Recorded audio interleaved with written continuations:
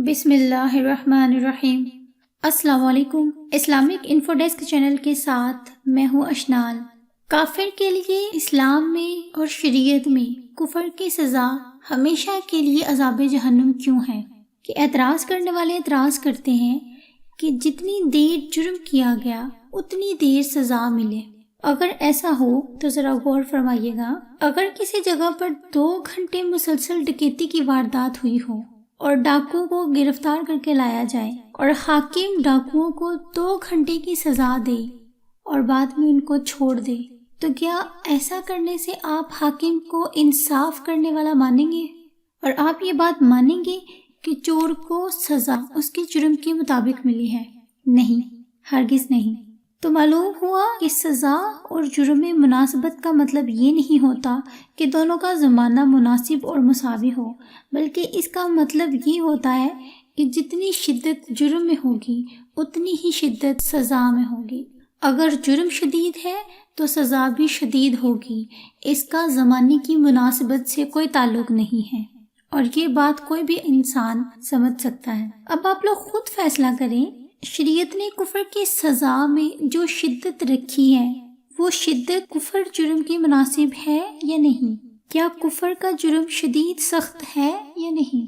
شاید آپ کہیں کہ جرم شدید تو ہے، مگر ایسا تو نہیں کہ اس کی سزا ہمیشہ کے لیے جہنم دی جائے۔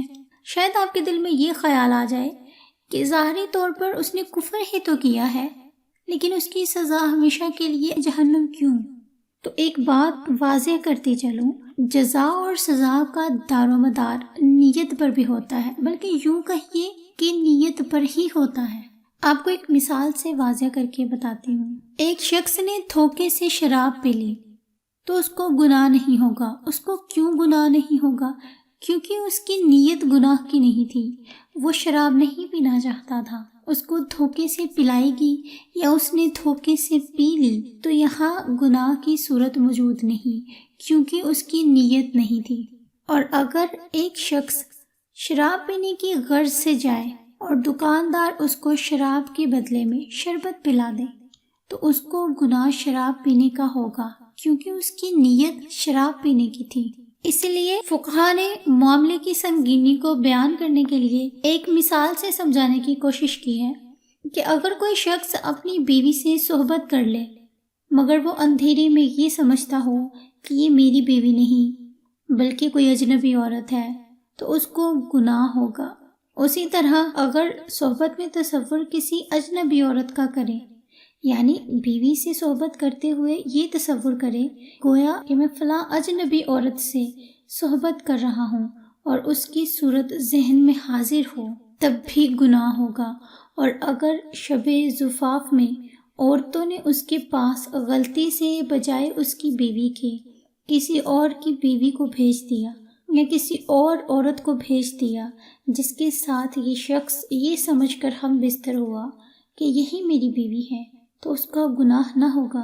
اور جب یہ بات بھی معلوم ہو گئی کہ سزا جرم کی شدت کی مناسبت سے ملے گی اور سزا کا دار و مدار نیت پر ہے، اگر کسی کے دل میں یہ خیال آئے کہ کافر کا کفر تو ایک دن ختم ہونے والا ہے، کافر کا کفر تو متناہی ہے، اس کا عذاب بھی ایک نہ ایک دن ختم تو ہونا چاہیے، لیکن چونکہ کافر کی یہ نیت تھی کہ وہ زندہ ہے تو کفر کرے گا اور جب تک زندہ رہے گا کفر ہی کرے گا، تو اس کی نیت کے اعتبار سے اس کو عذاب جہنم ملے گا۔ اور اگر کوئی کہے کہ مسلمانوں کا اسلام بھی تو متناہی ہے، تو یہاں پر بھی نیت کی بات ہے کہ مسلمان نے سوچا کہ میں اسلام پر زندہ ہوں اور مرتے دم تک اسلام پر قائم رہوں گا، تو اس کی نیت کے اعتبار سے ہمیشہ کے لیے جنت میں داخل کیا جائے گا۔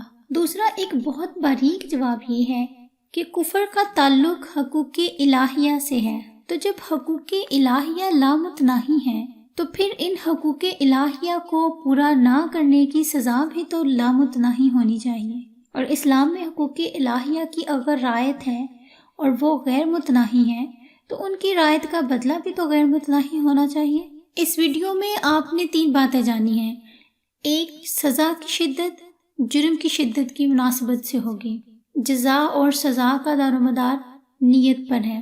اگر نیت ہمیشہ کے لیے گناہ کرنے کی ہے تو عذاب بھی ہمیشہ کے لیے ملے گا، اور اگر نیت ہمیشہ کے لیے اچھے کام کرنے کی ہے تو نیت کے اعتبار سے جنت بھی ہمیشہ کے لیے ملے گی۔